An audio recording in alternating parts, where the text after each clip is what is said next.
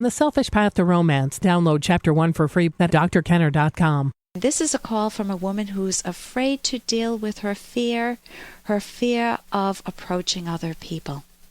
My question is, how do you overcome fear when you want to do something, when you don't know how because you're struck by fear? You know, like to approach a person as far as regarding selling an item, a product, or of some sort. Okay, how do you deal with fear? I'm assuming that you're taking on a new job. Maybe you're selling Avon, or maybe it's just a new job selling some product, insurance, I don't know what.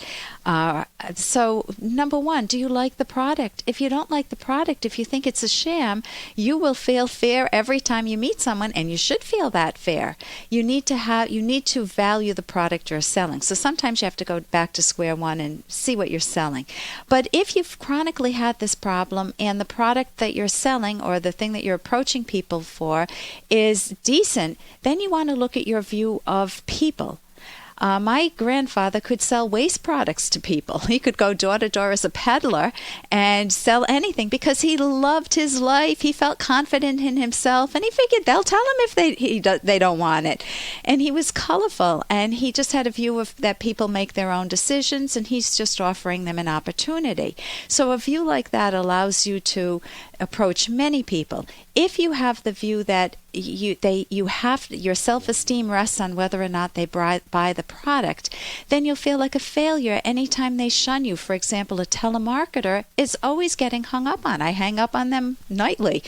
So you've got to be able to not personalize that, not make that a self-esteem issue. I worked at Women and Infants, a maternity hospital. I had to go door to door to mothers who had just given birth and say, would you like your newborn to participate in a study at Brown University?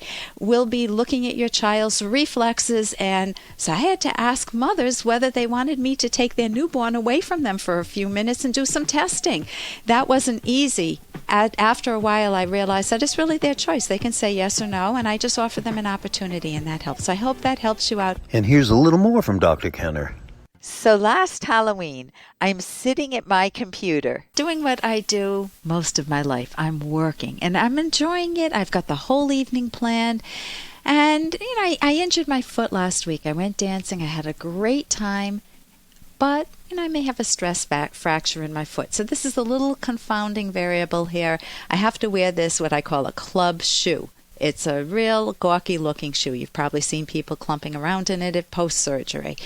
So I'm sitting there planning to spend the whole evening at home, and my husband walks into my office, and I turn around, and there's Batman. He's getting ready for the costume party, and he looks sexy. Now, that sounds odd, Your husband dresses as Batman. It should sound goofy, but my husband looks sexy. And I'm sitting there saying, I'm sitting home all night. He's going dancing. He looks so hot. I'm going with him.